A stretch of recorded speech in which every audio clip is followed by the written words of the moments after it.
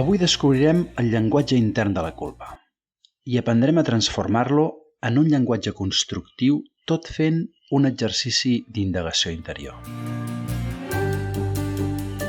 Benvinguts a Pulsacions de Psicologia. Soc Jordi Planes. Aquest és el segon episodi sobre la culpa. Si no vas escoltar el primer, trobaràs l'enllaç aquí sota o a youtube.com/psi Jordi Planes. Recapitulem. En el primer episodi diferenciàvem la culpa adaptativa, que és la que ens aporta valor, de la culpa desadaptativa, que ens produeix sofriment i no ens ajuda ni a entendre què ens passa ni tampoc ens prepara per solucionar-ho. Però abans diferenciàvem la culpa d'altres conceptes similars que, tot i que els confonem amb la culpa, no tenen res a veure, com són la vergonya, la culpa irracional, els autorretrets o la pressió social. Comencem. Segons la visió humanista, la culpa té tres elements: el codi o la norma, el culpador i el culpat. El codi és la norma, és a dir, una regla o principi moral que la persona té interioritzada i que és important per ell. Els altres dos elements estan formats per dues parts del nostre interior, que serien com dues persones interioritzades. I una d'elles és el culpador, que té la funció de denunciar que hem vulnerat el codi. Seria com la veu de la consciència. La denúncia que fa el culpador genera el sentiment de culpa, aquell malestar. L'altre element és el culpat, que representa el defensor dels impulsos i del desig. Posem dos exemples de culpa que ens serviran per analitzar tot el que us estic explicant. Un exemple seria: em sento culpable de divorciar-me perquè tinc fills. I un altre exemple seria: em sento culpable de portar el meu pare al geriàtric perquè sóc el seu fill. Aquestes parts del nostre interior, el culpador i el culpat, estableixen una comunicació entre ells. Si deixem que les parts es barallin per veure qui guanya sobre l'altre, el que aconseguirem és perpetuar el problema indefinidament. Per tant, sentirem tensió a dins nostre. El culpador desqualifica el culpat i el castiga pel que ha fet. És maltractament psicològic en tota regla. I ho viurem com ressentiment, ràbia o sentiments similars. El culpador diu al culpat: t'has d'anul·lar. Has d'obeir la norma sense qüestionar.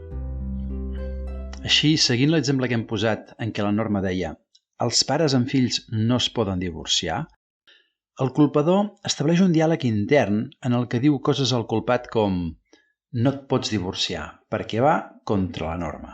Si ho fas, seràs un mal pare i no t'ho perdonaré mai. El culpat, que representa els impulsos i el desig, per la seva part, podria emetre un missatge del tipus: necessito t'allunyar-me del meu marit perquè la tensió que sento i la duresa de gestionar les situacions quotidianes em destrossa emocionalment. Si el culpat cedeix i se somet, sentirà frustrat el seu desig. És una autoanul·lació. Llavors, viurem la frustració, la impotència, el buit. Per tant, si guanya el culpador, guanya la norma, les obligacions, les normes socials, amb un problema de frustració. I en canvi, si guanya el culpat, guanya el desig, la voluntat pròpia, el que sentim, etc. I el que genera és un problema de consciència. La clau no està en què guanya un o l'altre, sinó en reconèixer que les dues parts ens mostren dues necessitats nostres i que, tot i que aparentment semblen antagòniques, no ho són. Si volem quedar-nos tranquils i no viure tensions, hem d'aconseguir un enteniment entre ambdues parts sense anul·lar cap de les dues. d'igual a igual. Vull remarcar que el culpador pot emetre dos tipus de missatges enverinats. Un missatge desqualificador, com seria «si et divorcies seràs un egoista, un mal pare», o un missatge de càstig «si et divorcies mai t'ho podràs perdonar». Com ho fem per complementar aquestes dues necessitats, les del culpador i les del culpat? En primer lloc, mirarem quin valor ens aporta cada un d'ells. El culpador, en el cas en què hem posat d'exemple, reflexiona els valors que tenim interioritzats de protecció als fills, a qui els dona total prioritat. I per tant, el nostre protagonista té la necessitat de procurar el benestar dels fills. Per la seva part, el culpat ens aporta la visió sobre les necessitats essencials de la persona. En l'exemple que us he proposat, es tracta de la necessitat de cuidar la pròpia salut emocional.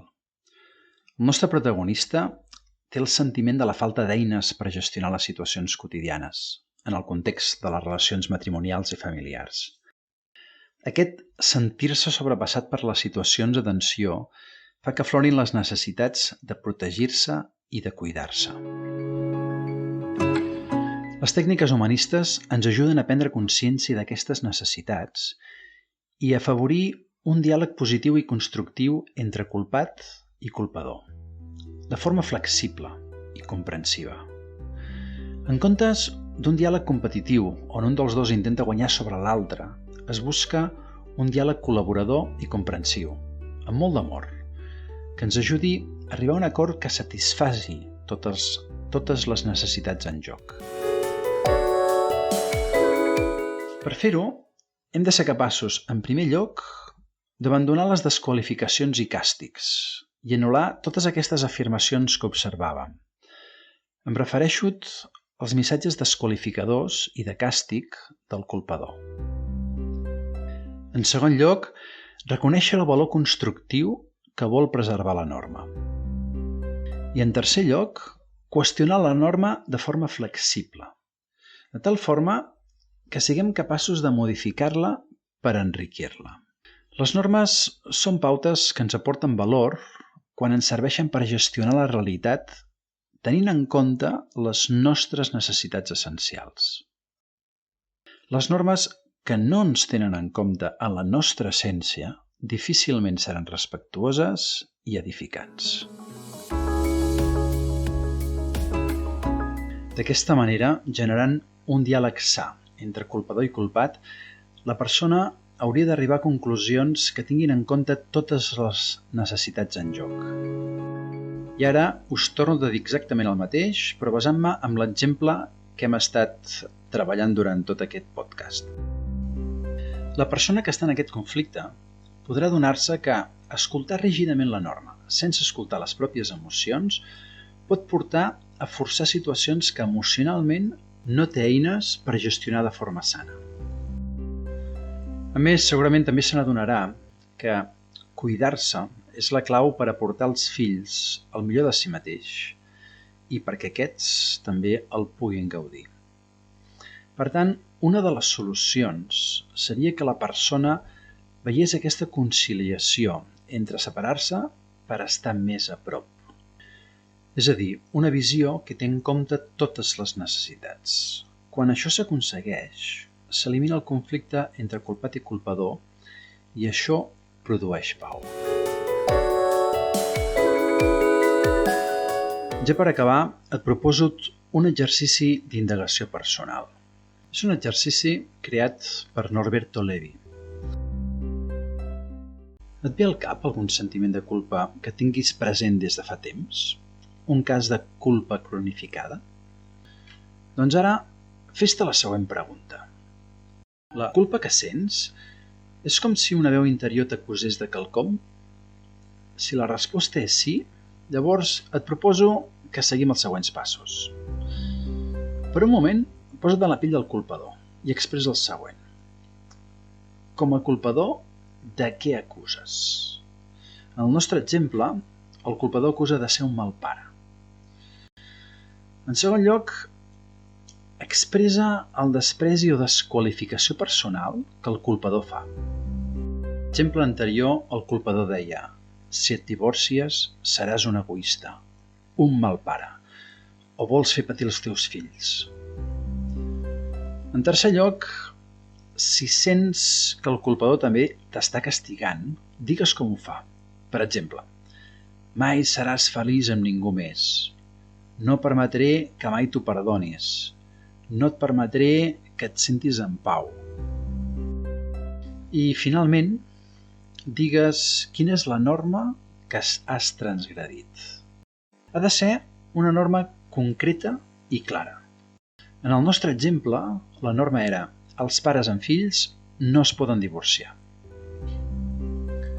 Un cop fet això, et demano que et posis en la pell del culpat i que expressis com et sents envers la norma. Com et sents? Aquí les preguntes claus són: té sentit aquesta norma? Què protegeix? Si té un valor digne de ser protegit, llavors et proposo que pensis quina seria una forma sana de la norma on, a més de protegir aquests valors, també es tinguin en compte el respecte a les teves necessitats bàsiques. En el cas que hagis arribat a una solució conciliadora entre culpador i culpat, et felicito. Si és així, segurament sentiràs com ha desaparegut el conflicte de culpa. Si no és així, finalment et recomano que continuïs aquest diàleg fins que arribin a entendre's. Recorda una cosa: aquest acord sempre és possible, per més que a primera vista sembli impossible. I fins aquí aquest exercici d'indagació. Què t'ha semblat? L'esquema de la culpa que acabem de veure és molt útil per ajudar-nos a qüestionar les normes que tenim interioritzades. Ens ajuda a reflexionar sobre els valors en joc. Ens invita a ser més flexibles i a tenir diàlegs sans i comprensius entre les diferents parts de la nostra personalitat. Alhora, hi ha algunes peculiaritats de culpar que no té en compte aquest plantejament anterior. Per això, crec sumament interessant presentar-vos els plantejaments de Marshall Rosenberg. Us en parlaré en el pròxim episodi. I fins aquí l'episodi d'avui. Cada 10 dies publicaré un episodi nou. Què opines? Què t'ha mogut aquest episodi de Pulsacions de Psicologia? Hi ha coses que no hagis entès o que creguis que seria interessant aprofundir? T'escolto encantat. Envia'm, sisplau, els teus comentaris. Sí, molt important, si t'ha agradat, si t'ha servit o creus que li pot servir a algun conegut teu, sisplau, fes-li arribar. Fent-ho m'ajudes enormement. Moltíssimes gràcies. Desitjo que hagis connectat amb aquestes idees i que hagis gaudit d'aquest podcast. Des de l'Índia, t'abraço amb força i ens veiem en el pròxim episodi de Pulsacions de Psicologia.